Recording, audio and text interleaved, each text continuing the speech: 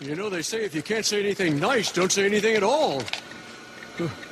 I'm sorry. Keep going. I don't know where that came from. Go ahead. Oh, I think there's a K in Knucklehead. This is Infants on Thrones. The philosophies of men mingled with humor. We are the core.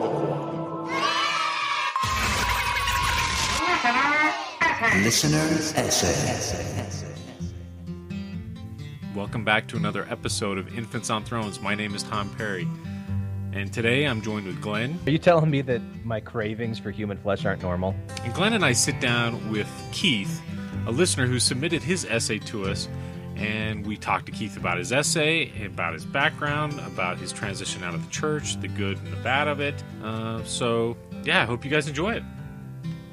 Yeah, now when you're sitting there in your silk upholstered chair. It seems history continues to teach us you can leave the church, but you can't leave it alone. Now these dissenters, having the same instruction and the same information of the Nephites, yea, having been instructed in the same knowledge of the Lord, nevertheless, it is strange to relate, not long after their dissensions, they became more hardened and impenitent and more wild, wicked, and ferocious than the Lamanites, drinking in with the traditions of the Lamanites, giving way to indolence and all manner of lasciviousness, yea, entirely forgetting the Lord their God. When I was born, I inherited something. As it turns out, it was something I didn't want, but it was given to me anyway. My brothers and sisters all received the same inheritance. Boy, girl, it didn't matter. Our birthright was the same. We were given Mormonism. Growing up, I was told that I had been saved as a special spirit to fight in the last days. You are youth of the noble birthright. Being Mormon wasn't just a marker of my identity. It was the marker, the one thing that would always be able to define me. I hit all the usual milestones: baptism at 8, priesthood at 12, the divine authority, mission at 19, and married in the temple before I was 23. There are a few major events in my life up to that point that weren't tied to the church somehow. As I got older, though, more and more things that I heard taught in church seemed weird. I started to feel like the only one, a crazy person. I felt like I was the only one experiencing any doubt or questions. In Sunday school or elders' quorum, someone would say something that I found just utterly repugnant. And I'd look around and just see heads nodding up and down in approval. And I wanted to stand up and scream. I wanted to say, "Doesn't anyone notice this? I feel like I'm taking crazy pills!" But what could I do? What really could I do? I was born Mormon. My family was Mormon. My wife was Mormon. My kids were Mormon. We all spoke the language. We all understood the culture. We all understood everything. So what could I do? I had to sit back and feel like the only one, the crazy person. Eventually, though, I had to ask myself that question. You know the question. That question that terrifies the believing member of the church. That question that once you ask it, cannot be unasked. What if the church isn't true? And I, like so many other members of the church before me, discovered that the moment I asked that question was the moment that I became most interested in all things Mormon. However, the very worst thing you can be is an apostate. You are now being perceived through an apostate lens. And through this lens, you cannot escape judgment of your every action. Anything you say can and probably will be used as an example as to how leaving the church breeds unhappiness. By way of example, when I was processing my feelings about the church, I was going to just try and fly under the radar. However, a few months before my oldest nephew got married, my temple recommend expired. And I wasn't in a space that I had any desire to renew it. I hadn't paid tithing in who knows how long, and I really, really had no desire to go to the temple at all. But this forced me out. In my attempts to not make a big deal about it, I just told my siblings, all of whom had different reactions. However, my extended family didn't know anything until the day of the wedding, when my poor wife attended the ceremony and I waited outside. I can only imagine the questions and stories that were passed around that day. I come from a close-knit family, so my nephew's wedding was an all-day affair, and I was happy to be a part of it.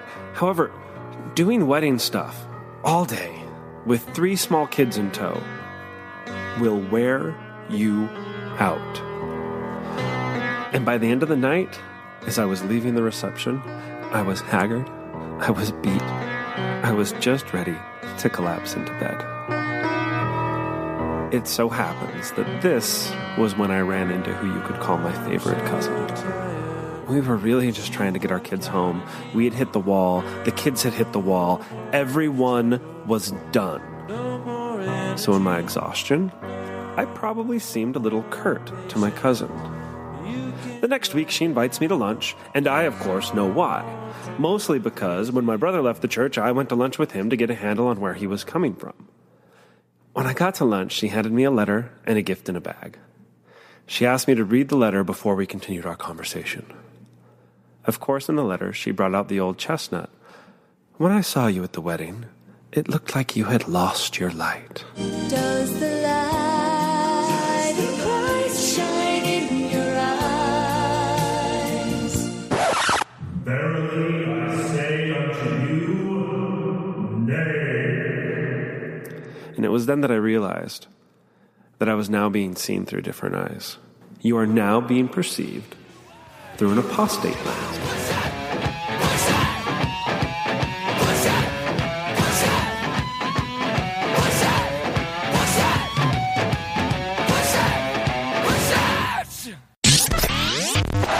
Well, first of all, damn, dude, we've gotten a few essays, and none of them are quite up to par with the editing skills that you put in, man. You've got, like, clips and music, and... I figured if I was going to submit an essay to y'all, I might try my hand at making it fit with what you guys do. So, so we made you up your game a little bit.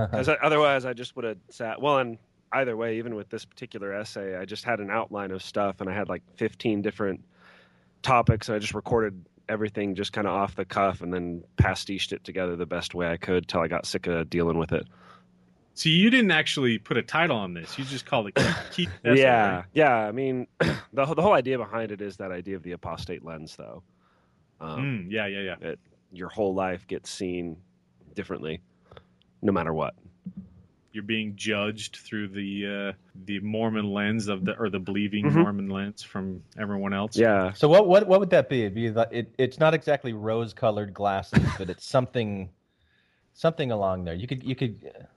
I'm trying to help you with the title here. Well, I don't know, man. I'm not a wordsmith unless I'm writing shitty pop music. So, Do you write music? Oh yeah. No, that's so. I have a little home studio, and it makes it easier. I've got a professional sound editing software and all that, so that makes that editing and that sort of thing with the essay a lot easier. Okay, so let's start to hash this out. Okay. So at the very beginning, you put some clips in there. Mm-hmm. And I'd have to ask, because I listened to the very beginning of those clips trying to pinpoint, because, I've had like little red flags going off in my mind, like, ooh, I've heard these. Uh-huh. Is the first one where they're talking about the Lamanites, is that from the Living Scriptures? No, that's just straight up, and I don't know if this makes any difference. That's just straight up from the audio recording you can pull off of LDS.org. Oh, really? Yeah.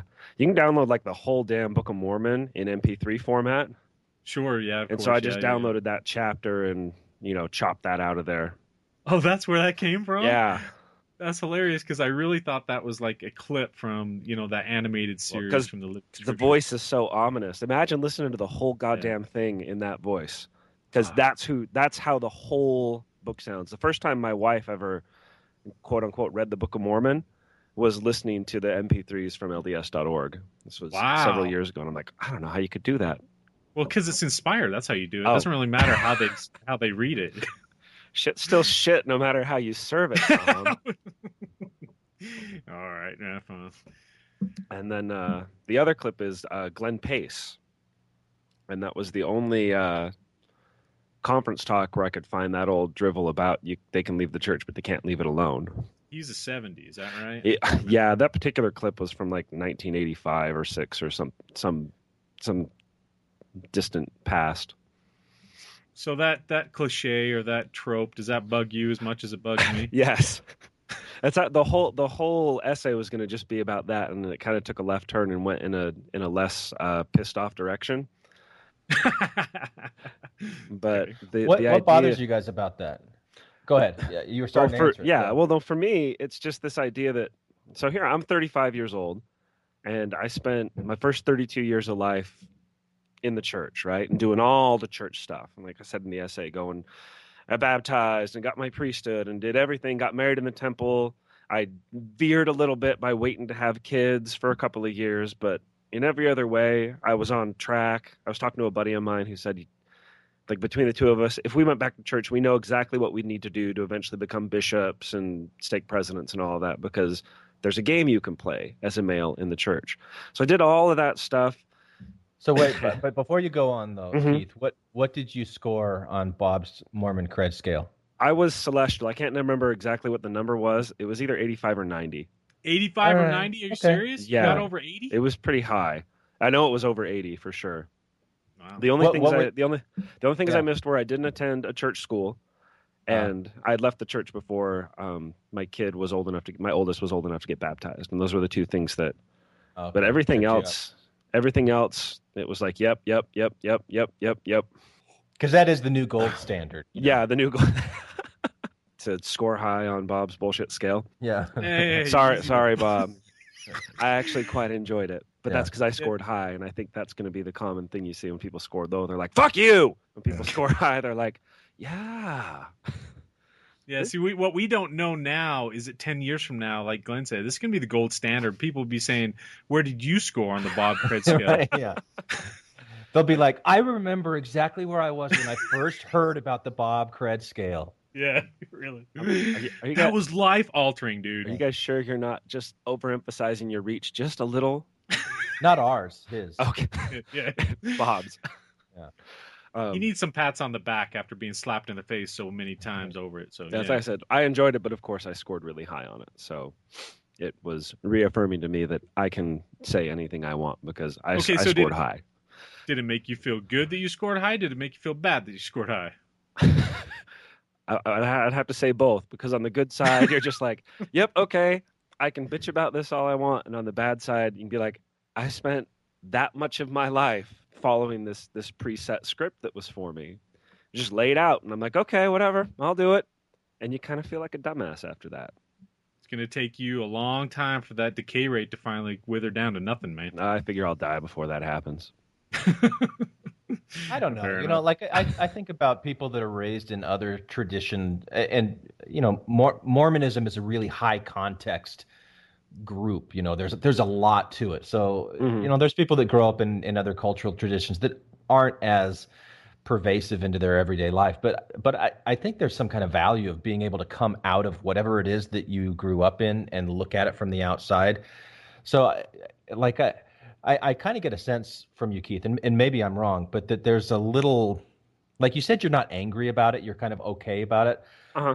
But when you talk about, and I'm not just saying you specifically, as this is the general you, that when people talk about being raised Mormonism, it's like with a bunch of regret and like all the other cool things that I could have done if I hadn't been raised Mormon. I'm like, I don't quite understand that. I don't, like I said, I don't really regret growing up that way. It's just there were things where it could be like my life could have been different. Not in the sense that I could have been drinking myself into the grave when I was 22 or anything like that.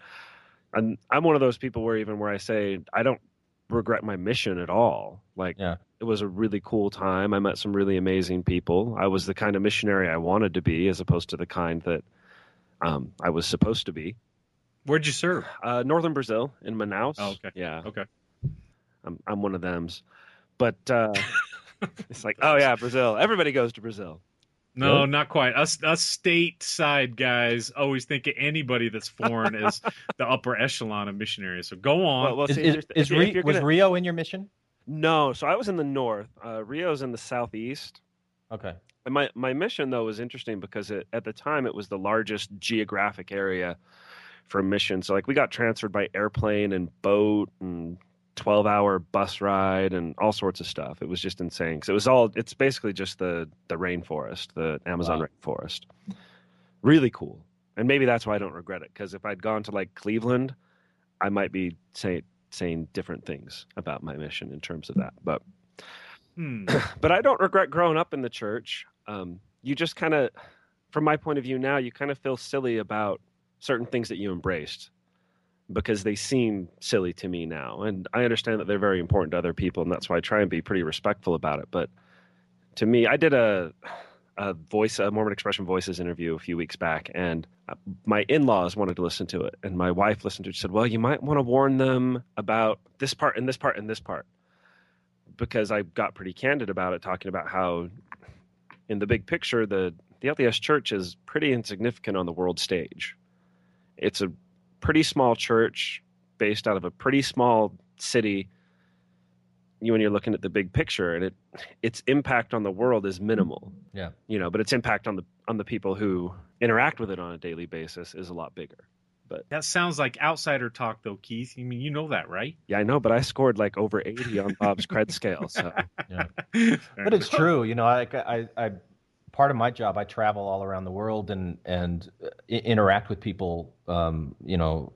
Australia, Brazil, Europe. I'm always having interactions, and they always ask me. Because I spent 3 years in Japan with this company, and so they asked me how I learned Japanese, and I always hate answering that question because for the same reason I don't like it if people see that I went to BYU and they go, oh, BYU, there's like I just can't get over that.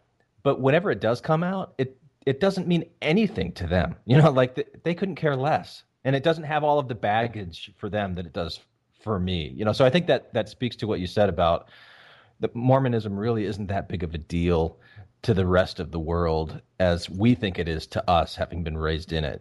So like even coming out of it, the embarrassment that I have on certain things, like when I tell people now that I went on a mission, they don't exactly know what I mean by that. They think of like this Christian service mission or something where I was actually doing good, So they don't have the negative slant that I do with it. They think, oh, that's kind of cool. You were like the Peace Corps. I'm like, okay. Yeah, we taught English classes for free once a week for an hour. Does your reaction change at all, though, Glenn, when you interact with, obviously this is the rare, but if you have to describe that situation with Mormons or even... and I do. There's some Mormon guys that I work with and that are still active. And so I still haven't been in the situation where we're like at dinner and I'm having a glass of wine and they're not. Like, I don't think it would surprise them at this point, but that's always on the front of my mind. Does that mean you left some signs, like you've left apostasy cards behind? What does that mean? Well, they know I don't go to church. One of them is the Elders Quorum president, and he hasn't seen me for 3 years. So he's in your ward? Yeah. Oh, well, one guy is. Another guy was in my ward, and then he moved to Denver. And like when the Book of Mormon musical came out, and I had a bootleg copy of it, I took it with me. We were actually in Sao Paulo for a meeting, and we were in the hotel, and I'm like, oh, you got to watch some of this. And so we sat down and we watched about 10, 15 minutes of it. He's like, I got to go. And he just wasn't as interested in it as I was.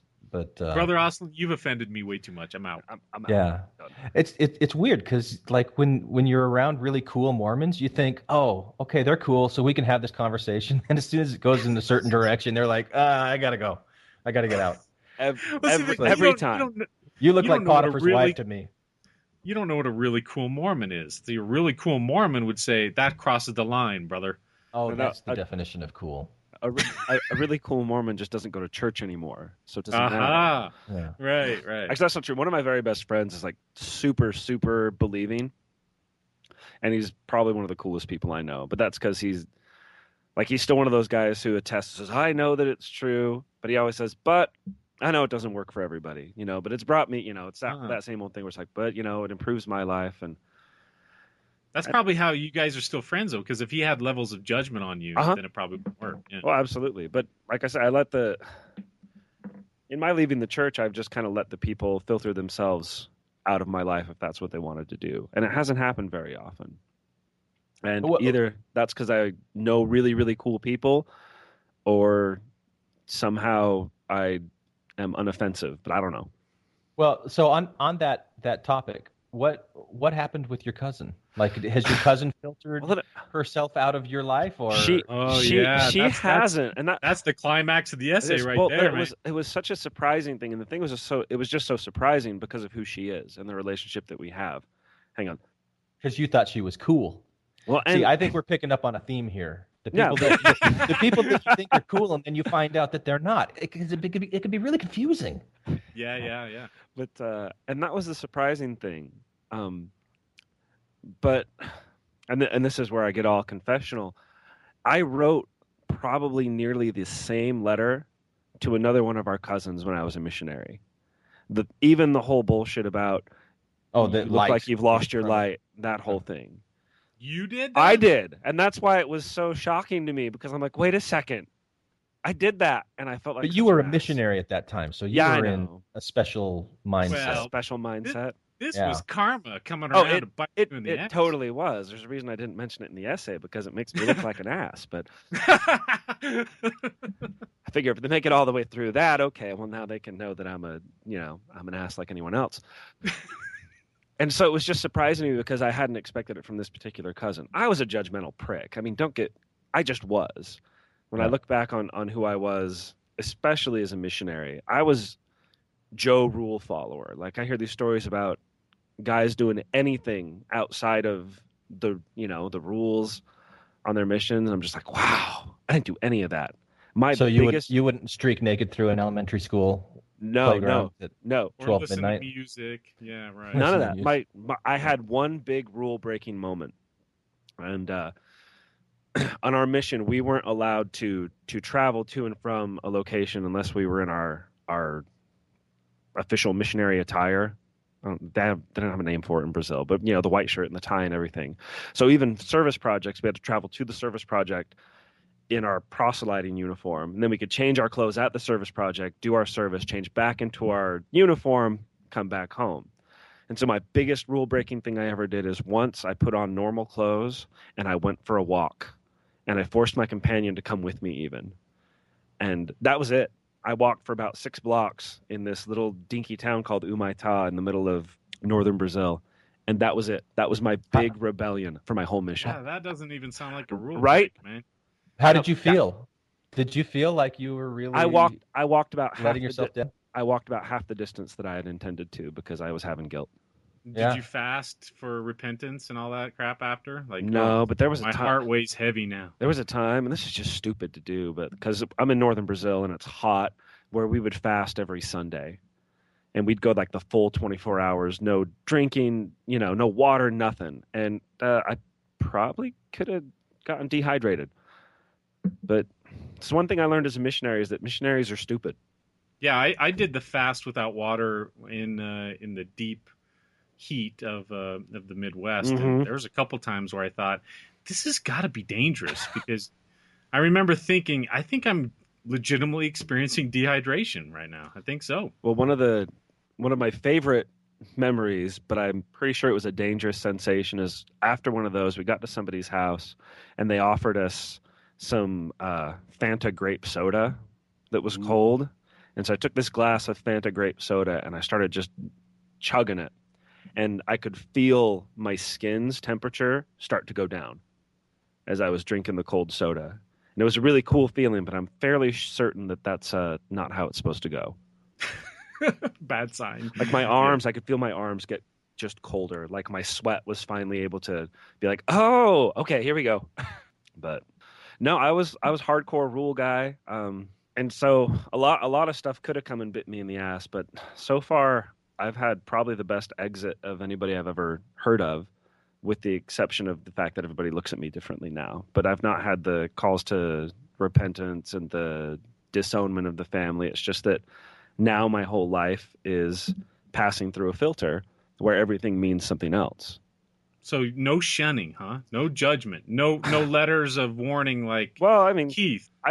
There was one from my cousin that was right, like, you just need me. And I had a sister who made me, well, I have one sister who was just like, you know what?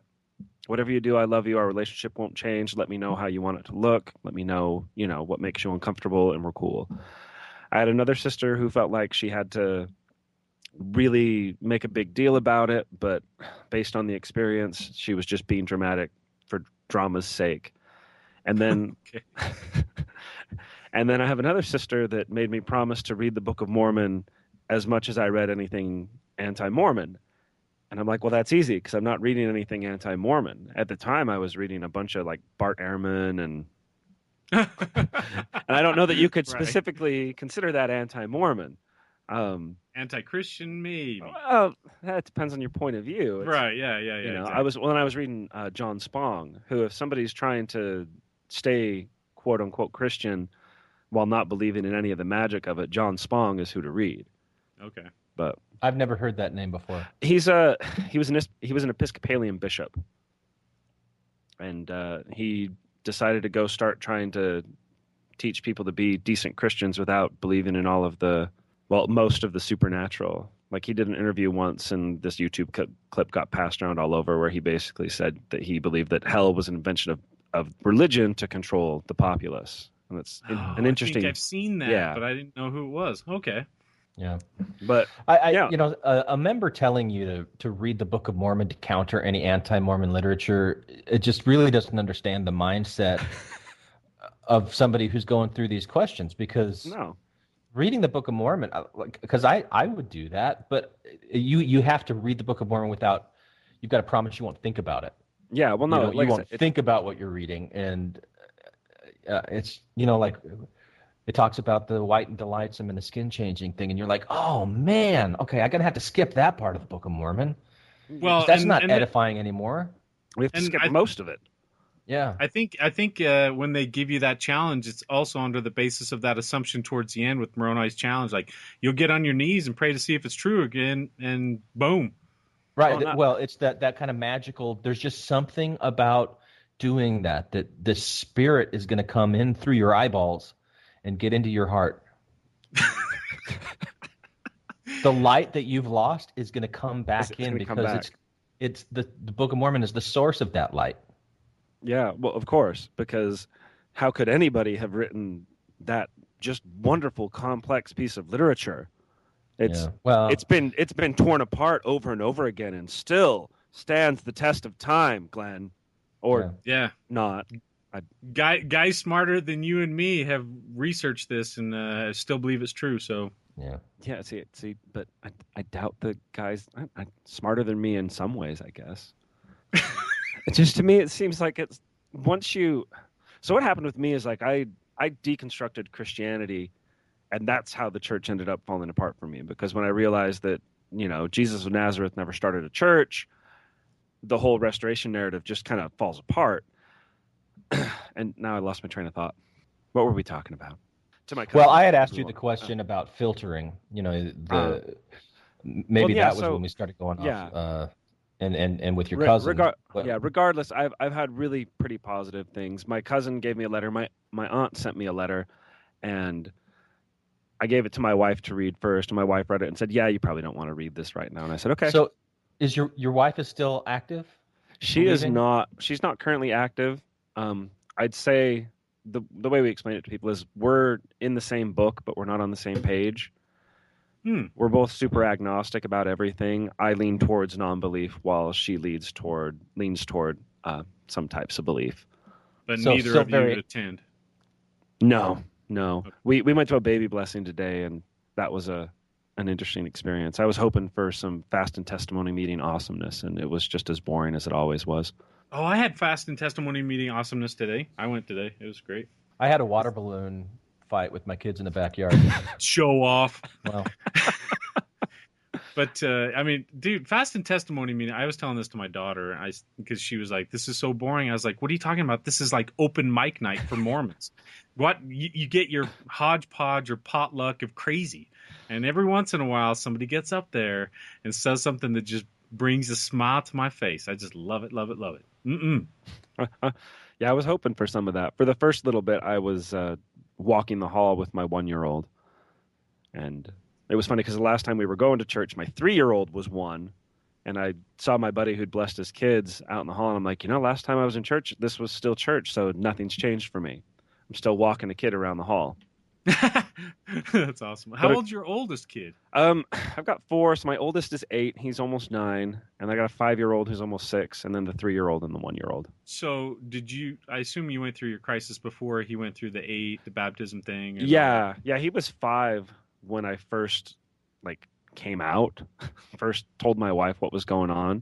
Mm-hmm. And that was after probably about 3 years of me trying to run the gauntlet without talking to anybody. And that's one of the things I was trying to get across in my essay, is that just sitting there feeling like a crazy person, feeling like you're the only one in the whole room who thinks what's being said is just absolutely horrendous. Like, not just, oh, that's weird, but like awful, going through. And it's one of my great shames that Prop 8 didn't break me, but City Creek did, because the stuff that was getting thrown around in church during Prop 8 was just the most horrible stuff you could say about anyone. And there I am, just kind of sitting there like, well, this is weird, and looking around, and everybody's just nodding their head, and it was mind-boggling. And that, I don't know, it was such a hard thing to process. And I did that for about, I want to say 2.5 years before I told my wife what was going on. And to her credit, she was really, really cool about it. Well, that's cool, too, because, it sounds like a lot of things went your way.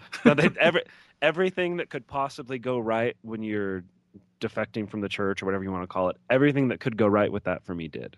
And I recognize that. When I talk to friends of mine who are going through this, and people I know who are getting divorced over this shit, it's just like, I look at my life, and I look at my family relationships and my friend relationships, and very few people have opted out of my life. And the ones that have are people that I wasn't very close to begin with. And so that either means that I did something right, or that I've just always been around really cool people. Because even my cousin, who we went and had this conversation, and she interpreted my being tired as having lost my light, we still have a decent relationship, and we still communicate. It was just eye-opening for me to be on the other side of that fence, especially since I had done that same thing to another cousin of ours. Right. So in your essay, you talk about the Mormon identity was everything to you, right? Mm-hmm. And then you switched. Now you have an apostate identity, mm-hmm. and now everyone's looking and judging you through this lens. Mm-hmm. And two questions. One, what would you do, or what could you say to help them maybe change that lens, or maybe judge you less? Or is there a fix, or have you even thought about it? And then two, mm-hmm. do you exercise any level of judgment against them? And it sounds like you don't, but just go ahead and clarify. Well, I don't know that there's a fix. I don't know that there's anything that can be said. I don't think that somebody who believes and is fully invested in their church experience can really wrap their brain around somebody like myself who's opted out, because it doesn't make any sense to them why anybody would opt out, especially if they're fully invested in the experience, especially if they feel it brings them greater happiness. So I don't know that there's anything you can say to someone to shift that. You just kind of have to be okay with it. And there's a lot of ex-Mormons that try and overcompensate towards the, look how great I am, life is awesome. But the reality is your day-to-day doesn't change. You don't get rich or get poor after you leave the church. You don't, sometimes your relationships implode, but I do blame the church and the way they teach things for that. But it's, for the most part, you stay the same person, at least in my experience with a lot of people I know. And there's a ton of guys my age who are going through this and who are trying to navigate whether they want to continue to engage with the church or not. Oh, wow. Okay. And so I don't know that there's some magical thing you can say to somebody other than what I've had to say. And this came out before, because I used to just say whatever I wanted to, and it impacted some friendships of mine in a negative way, where I always have to frame everything I say in terms of, well, based on my experience and based on what I've read. And, other people have read what I've read and they've come to a different conclusion, and I'm okay with that. This is just what makes sense for me. And also I allow people to think that I'll come back someday, because I don't care if they think I'll come back someday. And I think there are some people in the ex-Mormon community where it's just like, well, I don't want anyone to hold out that hope that I'll come back to church. And to me, it's just like, what harm is that doing? You know, it's not actually impacting your life for your parents to put your name on the prayer roll at the temple. It's doing nothing. It's like, anyhow, but I want to challenge something that you said though, because I keep thinking about this, that you're the same person that you were before the faith crisis, that you haven't really changed. And because you also made such a big deal about Mormon identity, that it really was your identity and was your world, and then that falls away. How could you not change? And especially from a believer's perspective, that you're the same person that you've always been, when you've always been so completely 100% defined by Mormonism. And I guess I just quantify a lot of things in a different way.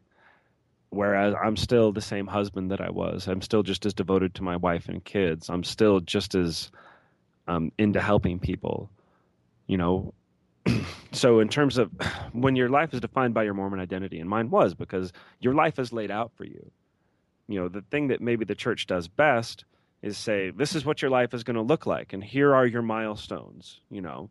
And these go all the way through when you get married, and then you have your milestones are having kids, and then if you're a guy, your milestones are how far you advance in leadership. And then if you advance to a certain point, of course, you're going to be a Mormon rock star. Or if you don't, then your next milestone is when you get to a certain age, you and your wife go and do the adult mission thing. But everything's laid out for you. And so when I talk about being like so fully invested in Mormonism, it's because every aspect of my life was defined by what milestone I was hitting inside of the church. Not so I just got to say, when you said adult mission, this like boom chaka wah, like horn music came into my mind, and I haven't been able to get it out. You don't have to share everything that goes on in your head, Glenn. I mean, I don't think anybody wants that image, man. I stopped listening at adult mission. I'm like, so I just needed to pause and breathe for a second and get back. All right. And so when I talk about being like definitively Mormon, it's because your whole life is framed in that. You know, whether or not you're a returned missionary, what leadership positions you've held, that sort of thing. But who you are on the inside, the type of person you are, the way that you interact with your family and your loved ones. And maybe it does change for people. And maybe it's just that I was already a shitty Mormon to begin with, and all I did was meet the checklist requirements. You know what does that mean? Oh, like that I hit all the milestones. You know, but I wasn't, and maybe I wasn't fully, I don't know. I mean, I did score high on Bob's cred scale, but sometimes I feel like because well, here's a story for that. When my wife and I first got married, it's just the two of us. And so we're waking up in the morning, we're praying over breakfast, we're at dinner, we're praying over dinner. And she said to me one night, she's like, oh, do you want to have, you know, couples prayer? And I looked at her and I said, why? Because it didn't make any sense to me. We'd kind of already addressed all of our prayer issues throughout the day. And by the end of the day, it was like, are we going to just say the same thing that we already said at breakfast and at dinner, but we're saying it again, so something else is going to happen?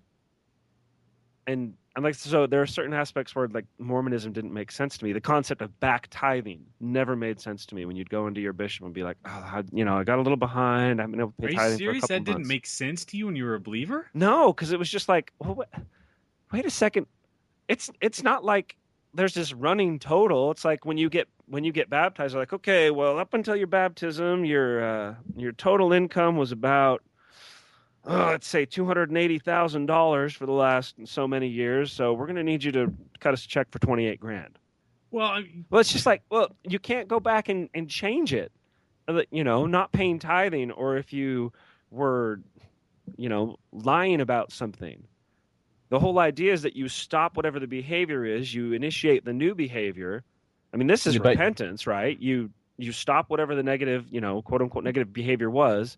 You initiate the positive behavior.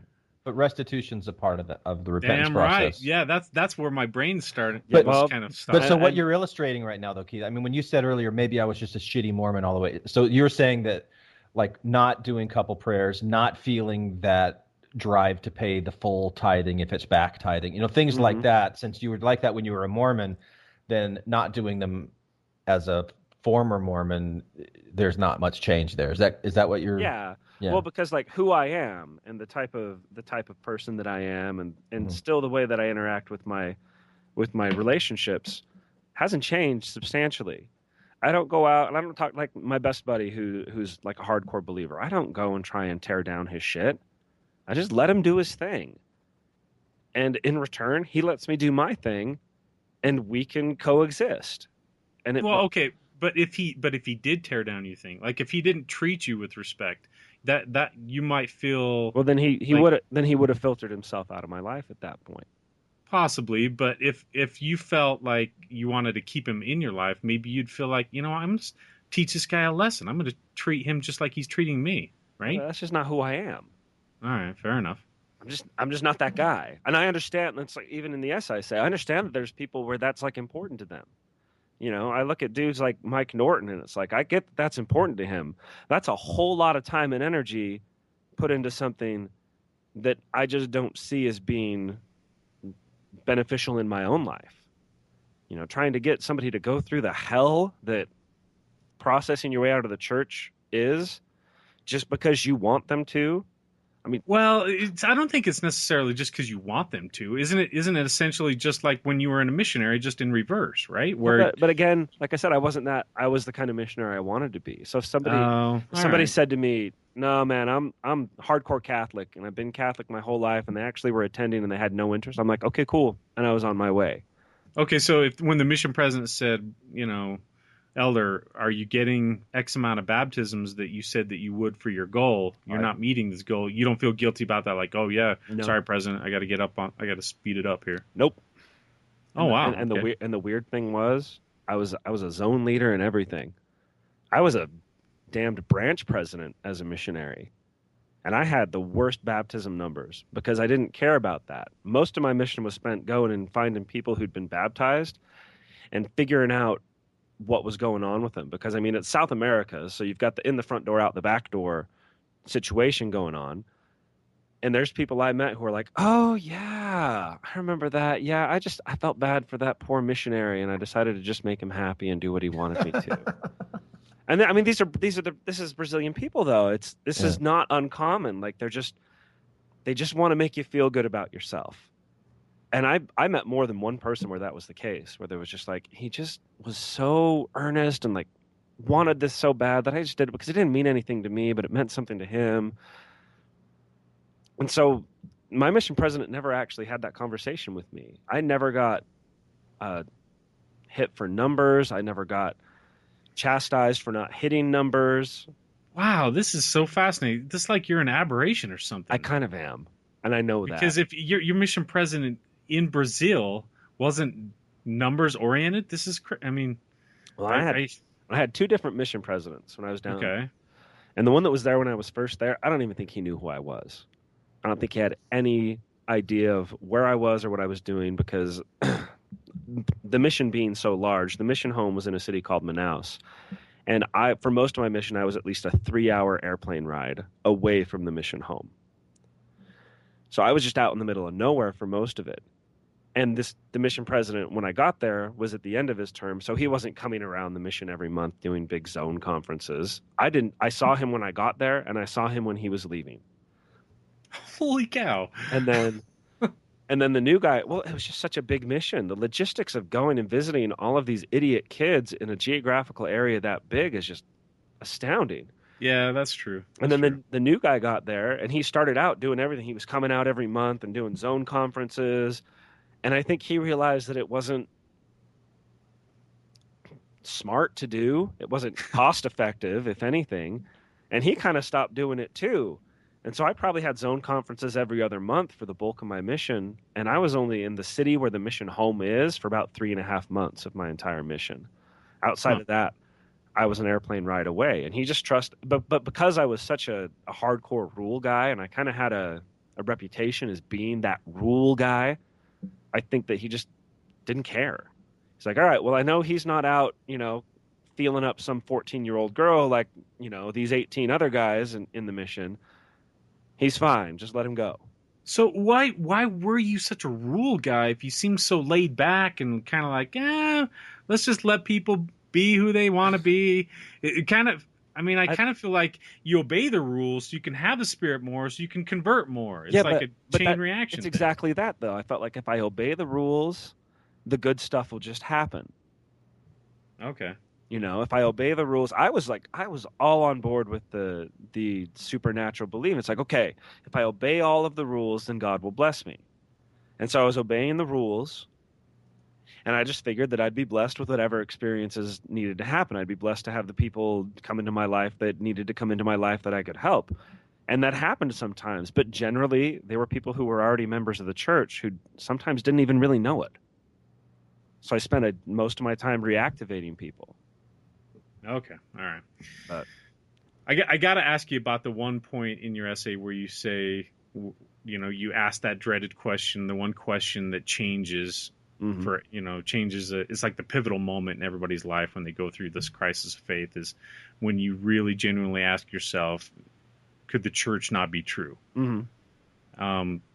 Walk me through that. Like, where were you in the stage of your life? Because, you know, you talk about when you were in like elders quorum or whatever, and you were kind of looking around like, does nobody else get this? This is awful. Was it after that, or was it before that? It was after that. It was okay. So I was going through all this, and I wasn't telling anybody about it. And then I had a buddy. Well, so I was playing in a band at the time, and me and the drummer after band practice would just essentially end up standing out in front of the guitarist house where we rehearsed, talking for like 2 or 3 hours at a time. And I was talking to him, and he was the first person I opened up to about like that I was just having trouble believing any of this. It was really hard to wrap my brain around. Was he Mormon? Yeah, okay. He's actually a church employee. Wow. All right. Yeah. One of these days, his story is interesting. Anyhow, the guitarist was taking some garbage out, and he kind of overheard what we were talking about, and he came out and he said, well, hold up, before you just throw everything out, I'm going to send you a bunch of podcasts to listen to. And so he turned me on to Mormon stories, and, you know, the same old thing goes where you end up finding anything Mormon related that you can, and you start listening to it because you feel less crazy, especially when you're listening to like certain episodes of Mormon stories where they're still kind of trying to approach it from a faithful way, or even like listening to Dan Weatherspoon tie himself in knots on Mormon matters. Yeah, those are specific kind of knots. Yeah, they're what knots? Sorry, Dan. I love Dan. I think he's a wonderful guy. I don't know how he does it, but how he's a wonderful guy? No, how he performs those amazing feats of gymnastics with his brain. And so that moment of like, what if it's not true, kind of occurred to me in a weird way. It was actually a Mormon Matters podcast, and there was one about happiness, and they had the true believing guy on saying why being a true believer is the way to be happy. And then they had Jared Anderson on saying why it's okay to be the middle way guy. And then they had Greg Rockwell on saying why, you know, being an apostate is the way to be happy. And Jared said something on that podcast where he just said, you know, look, if you're not happy right now, then it's probably not worth the risk.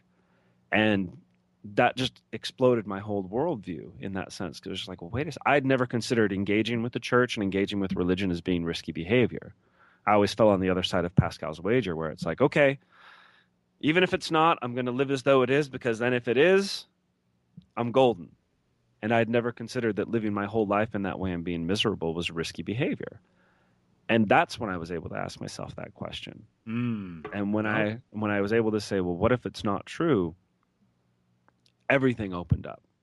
Like, the church does a great job of laying out what it is and trying to make sense of everything, and it creates this beautiful chain of something. But for me, life made infinitely more sense from the other side. See, when you describe that moment, because that's where like the flood of memories come into my mind. I still like vivid memories of that night when I asked myself that question when I finally settled in. I can remember like everything, just like I can remember, you know, the birth of all my children together or whatever. It's so nuts because, like you said, it does make sense. Everything kind of fits into place. But I don't know about you, and I don't know about you either, Glenn, but I got this like awful sense of dread. It really reminds me of Julia Sweeney's Letting Go of God. Beautiful. I love that.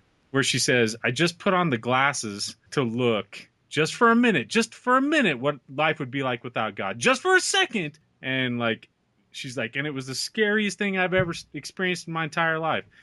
Like, we're on this rock in the middle of space. Like, I can't believe this is happening. That's exactly how I felt. Like, this enormous amount of dread sunk in. Like, the afterlife started flooding my mind, and realizing that, you know, I don't have a soul. Like, this is meaningless. Like, and I don't know. It's like I just got flooded with this. All the uncertainty just came in all at once, and I was like, this can't be. And I kind of felt, I don't know, completely out of balance. It felt weird. Well, and it's scary. That's why people won't ask the question. Sorry, I just got a text message. That's why people won't ask the question, because it's scary. I mean, just entertaining the little bit when you talk about Julia Sweeney, where she's like, I just, you know, put on the glasses for that minute, but it's just like, just entertaining the thought that it might not be what you've been taught it is your entire life is scary enough that most people just cut the thought off before it happens. Yeah. And then absolutely. when you work your way to the point where you're like, I really have to think about this. Like, you have to work up to that question. It's not a question where you're just driving along and it just occurs to you to be like, what if the church isn't true? What if everything I've taught my whole life isn't the reality of the universe? You don't just randomly have that thought, because you spend all of your time fighting that thought. But when you work up to have the courage to really consider the world, to look at the world as though your whole worldview is erroneous, it's scary enough that you don't ever want to do it. And then when you do it, yeah, it is kind of depressing. Because again, you've had this narrative laid out for you. And don't get me wrong, it's like I say, when I say that I miss it sometimes, it can be considered a beautiful narrative as long as you're thinking inside of a very limited idea.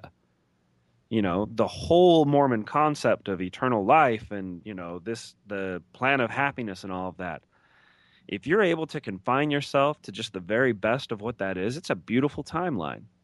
You know, why would you entertain thoughts that would pull you outside of that? It's true. And you just take all that time, and once you get there, and it's that question that you dread asking. And when you finally get to the point where you can ask it, where you can say, what does the world look like? What does the world look like if the church isn't in fact what it claims to be?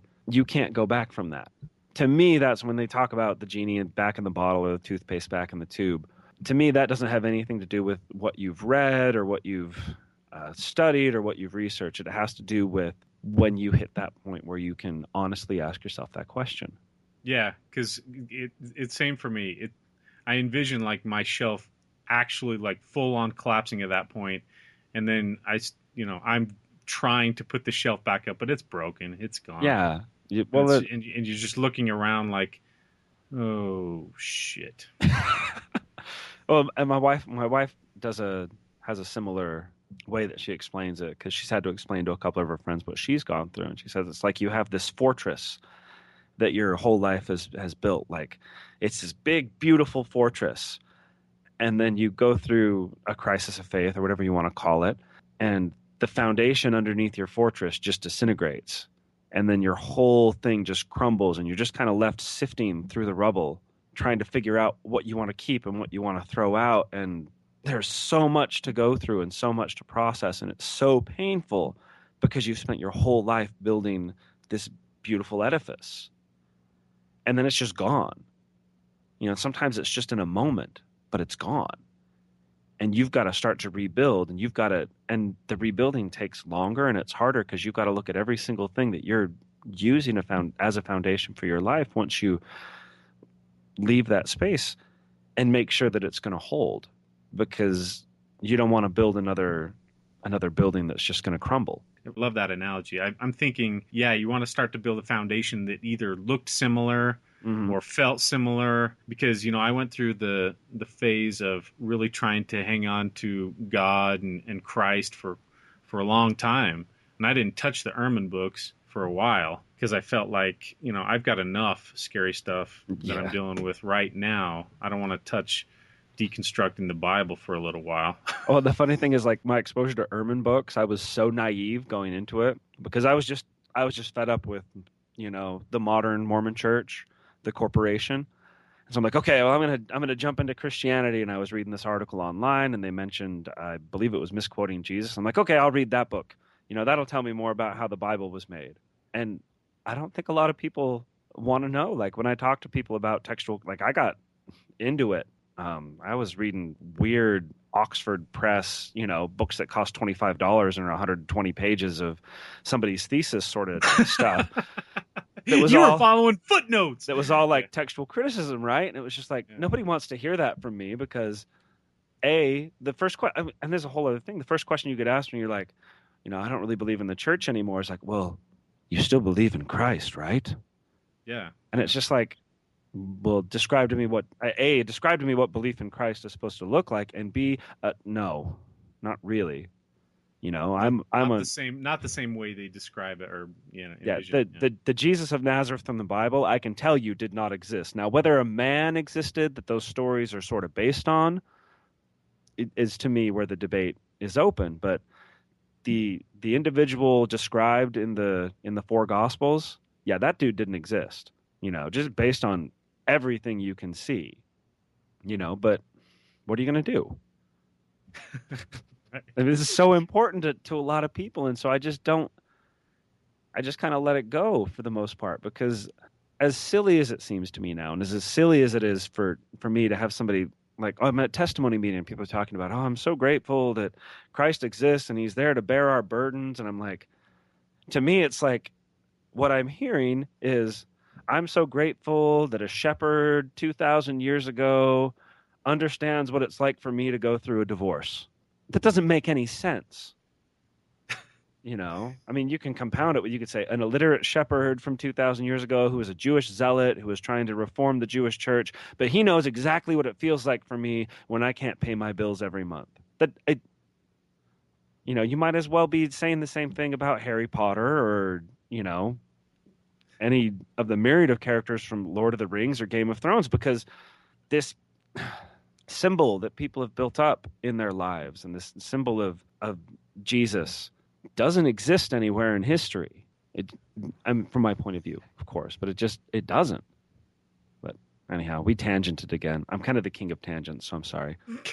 That's totally fine. The Ehrman book that really killed it for me, because I think I went through misquoting Jesus and the Gospels. I don't remember which one that one was. And then I went through God's Problem. That, I don't know if you've read that one. I don't think I've read that one. That was a brutal destroyer for me. That was the one that I put it down, and I thought, I don't think I could ever look at the New Testament ever the same way ever again. It was brutal for me. That's what I tell people. Like when people are asking me what I'm going through, and I'm like, A, you probably don't really want to know, and B, even if you're curious about Mormonism, unless you really want to get into it, don't start studying early Christianity, because I'll be honest, the Book of Mormon is from my point of view, is pretty easy to detect as not just from my point of view, from a reasonable person's point of view, is pretty easy to detect as a 19th century document, right? And so it's easy to see how it was put together. Once you look at it from outside, it's easy to see that somebody could come up with that book. It's not that hard. 30 some odd % of it is just straight up pulled from the King James Bible. But when you start looking at the New Testament and how that sausage was made, you can't unsee that. And most people don't stop to even consider where the Bible came from. I mean, when you get into the Old Testament and the P sources versus the J sources and the E sources and all of this and how that all got compiled and when it was all actually written down, most people I know who are still engaging with the church, like seriously engaging with the church, they still look at the Bible the way that Ken Ham does, as a historically accurate document. Well, yeah, because if it has "This is God's Word" on the cover, does it really matter, like who authored it or who, copied it from this person, this person? None of that really matters. But I think that matters entirely. That's one of those. Well, things. It matters to you and to me. But when I was going through New Testament stuff, it was just like, wait a second. Half of what's attributed to Paul wasn't actually written by Paul. True, but if you're going under the guise of this is God's holy word, this is what He meant for us in our then day. God's a shitty editor, Tom. No, God's not a shitty editor. Man is. Yeah. See, He's allowing man to. Dude, don't put me in this place, man. Oh, come on. Making somebody I'm already, believe in I'm already it getting is fun. I'm getting dizzy. I'm channeling Witherspoon. No, this is not good. No, but that was important to me because where it comes from is material. Like what we're taught in terms of as far as it was translated correctly, that implies in what we're taught that the originals or the autographs were straight up okay, and that whatever's fucked up was lost in translation. But that's not the case. You know, the autographs on which all the translations were based were just as jacked as the translations later on. Yeah, I see when you find out that none of the Gospels were written by anybody that we know, that they weren't named until 400 years later. That's material to me because I wasn't taught that. I was taught that when the Bible came to be and these originals were written, that they were straight up right and they were the gospel. And then that over years of translation, everything got mucked up. But that's not what happened. Yeah, I hated it when Ehrman says the closest legitimate gospel we have is Mark. Mm-hmm. And I remember thinking, Mark? When was the last time someone said, hey, have you looked in Mark chapter 4? Or that like never happens. And I thought, no. What about the Gospel of John, which I consider the most beautiful? Oh, it was my favorite. That was my favorite. So it's like Yeah. it's full of this wonderful prose and these beautiful stories. And like my favorite story is the woman taken into adultery, where Jesus is drawing pictures in the dirt and saying, any of you have sins, go ahead and cast the first stone. And everybody's like, And of course, in real life, what would happen is some asshole would be like, okay. Some asshole or smartass. Yeah. Or it's like the Monty Python sketch where it's like, all I said was, that halibut was good enough for Jehovah. And like everybody's, anyhow. Blessed are the cheesemakers. Speak up. But that was material to me. Like, who wrote it? Because when you sit in Sunday school, you just hear the Bible was right. And, there were just translation errors. And that's why we have the Book of Mormon, because it clarifies everything. Which it doesn't, but... Okay. Anyhow, sorry, tangent again. So I think we're getting close to wrapping it up, Yeah. but I want to end with this because this is towards the end, and I feel like it's the crux of your essay where you're explaining the situation with your cousin, and you definitely sound genuinely hurt by her passing this judgment on you of you losing your light, and then you use the experience that maybe I was just having a bad day. Have you ever thought of that?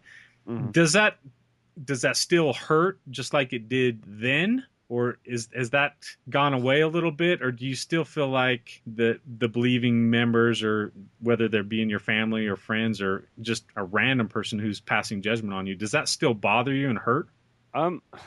It depends on the person. Of course, that particular experience was the first time that I had recognized it. The first time that I realized that somebody in my family and that somebody that I loved had shifted me over to another column in the way that they perceived the world. And that's what hurt the most, was just that, to me, and especially at that point, I was still like exactly the same guy. It's just I didn't believe what they believed. I was still... with the exception of paying tithing, I was straight up doing all the Mormon stuff. At that time I wasn't drinking. Well, that's pretty much, I wasn't having coffee, and those are the two things. But you weren't paying your back tithing, though. Well, no, because no, I get you. You know what I mean? And Yeah. so for me, there's still a sting with that, because that was the first time that I realized it. And it made me realize that maybe even some of the people that are being really cool with me are still looking at me that way. But the thing is, I have to be okay with that, because I can't change it. There's nothing I can say to someone, and everybody's been so cool with me, but there's nothing I can say to someone who's going to make them look at me the same way they would if I was an elders quorum president or a bishop right now. And I wonder if you would have felt that way if you hadn't been that person previously to your other cousin when you passed that judgment. So you knew what it was like to look at somebody that way and to move them from one column to another. And that's probably what it was. It was so rugged to read that, because it was just like, first of all, knowing that somebody's looking at you differently, but second of all, being like, oh, this is what it feels like. This is what I did to somebody. This is how I treated another human person, somebody that I care about. And at the time, it doesn't really feel like you feel like you're doing it from a space of caring. But when you're on the receiving end, you don't feel like it's being done from a space of caring. And I'm the cousin that I did that to, I've since apologized to. And did he stay in the church or did he leave? She did not. Did not what? Stay in the church. Okay. So now you two are in the same column together, and Yep. you like the bulk of that part of my extended family is in the apostate column now. Yeah. So, but it's so yes, I do still like have some negative feelings towards that experience. However, I can't control that narrative. I can't control what people think about me as much as I want to, but I can't. So no, but it doesn't take away the pain that you still might experience. Like I said, it depends on the person. When there's people that can say things and I might interpret it a certain way. You asked a question a while ago about whether or not I'm judgmental, and it seems like I'm not. No, I'm horribly judgmental. But I feel like I can just maintain that judgment to myself and let people be who they are. Whether or not I agree with it is irrelevant in their life. Nobody needs to know that I think they're being X, Y, or Z. So I'm horribly judgmental. I'm just quiet about it. Okay, so like if there's a family member or friend who's a believer and they're extremely homophobic, you don't walk up to him and say, "Hey, man, this is stupid." I draw the line at a few things. Okay, so there are lines in the sand. Yeah, right. like unethical treatment of people for their sexual identity is unacceptable. It just doesn't make any sense to me, and I'll draw a line there, and I'll say like, mostly I'll just say, you don't know what the hell you're talking about. You're speaking. When you're doing that, you're speaking from a position that you don't understand. I'm again. Know, but if you come up to him and say you don't know what the hell you're talking about, that instant confrontation right there. I mean, that's but I'm kind of an asshole anyway. You're kind of an asshole. I mean, because I was going to say that's the kind of thing that Mike T does. Like when he comes to me, I don't say it like that. I'm really smooth about the way I put things, but that's again why I think a lot of people haven't, just shunned me or walked away from our relationships, because when you say things a certain way and you allow a super wide berth for people to interpret what you're saying however they want to, that's going to make their worldview work, then you're able to say things. But again, when you're dealing with gay people and even with any sexual identity stuff, mostly it's just bringing up that we don't really know enough about it. Because while there's been a ton of research about it in that regard, we don't know enough about it to say that here are these lines. And if somebody wants to start arguing scripture with me, man, you can make the Bible say whatever you want. The Bible is the ultimate ventriloquist dummy, because no matter what you believe, no matter how horrible or how good, something in the Bible is going to support it. It doesn't matter what it is. Cannibalism? Yep. I'll find it. I'm just messing with you. No, cannibalism might be out. Right. No, it's talked about in Found the loophole. But not as a good I'm thing. talking You about can't what take it normal either way. people do, Glenn. You can't justify it. Yeah. Are you telling me that my cravings for human flesh aren't normal? Yes. Man. And I urge you to see somebody about a professional. Yeah, go to a therapist, one that doesn't look delicious. Please. Yeah. make sure they don't look succulent. Don't. But I don't know. I lost where we were going. We did that thing again. No, it's all right. But I think this is a good place to wrap up. Is there anything final you want to say? Like if any of your family members are out there passing judgment on you, and this is the only way that they're going to hear you explain something. God, the ones who would pass judgment on me, I don't think would listen to your podcast. Well, you don't give enough credit to our podcast, dude. No, I just know my loved ones. Now, don't get me wrong. Yours is one of the only podcasts I don't listen to on 2 times speed. Really? Yeah. Did you hear that, Glenn? I've been with y'all from the start, man. I even gave you how high is the highest on iTunes? Is it 4 stars? 8. 5. I gave you a 5-star review. Y'all started out and it was a little weird because you were doing something different, and then you hit your stride, and I love the podcast. So, well, Keith, you're one of my favorite listeners, man. For sure.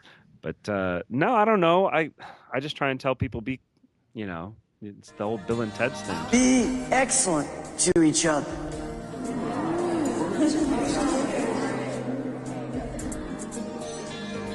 Party on, dudes! be excellent to each other. Be cool. Don't be a dick. And sometimes people will be assholes still, and that's okay because, again, they're going to disqualify themselves from being involved in your life. And if that happens, it's painful and it sucks and it hurts, but in the long run, do you really want to hang out with somebody who doesn't want to hang out with you or doesn't want to validate the fact that you're a living person who's had an experience? And so I've always just kind of approached it that way. Be cool to people. Let them, as long as they're not being like Mike T, then let sleeping dogs lie, man. I couldn't agree more, dude. I mean, anyone who comes on this podcast and says, be excellent to each other. Quotes from Bill and Ted's.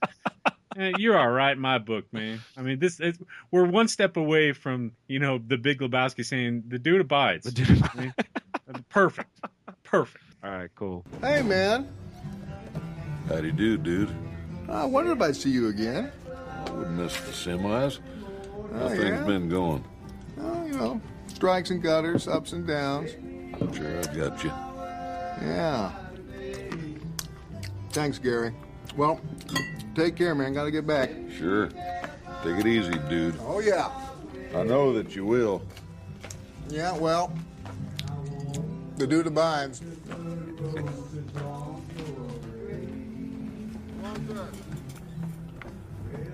The dude abides. And it came to pass that I, Keith, having lived my days in the land south of the river called Jordan, do make a record of my proceedings among the people of the quorum. And it came to pass that having listened to many podcasts that came forth from the font of knowledge called the Internet, and yea, Infants on Thrones being the only podcast that I listened to at normal speed, an angel of the Lord appeared unto me and said, Lo, fear not, for thou canst comment on this episode at the website called infantsonthrones.com. And verily, should thou desire it, thou canst also leave a review and 5-star rating on iTunes, because verily the quorum doth need their ego stroked. And it came to pass that I did write a review, and left a 5-star rating, and the angel said unto me, Well done, thou good and faithful servant. Because thou hast been diligent in a few things, thou shalt be blessed with many podcasts to come. Doth any of ye desire to offer the closing prayer? Take me down, little Susie, take me down. I know you think you're the queen of the underground.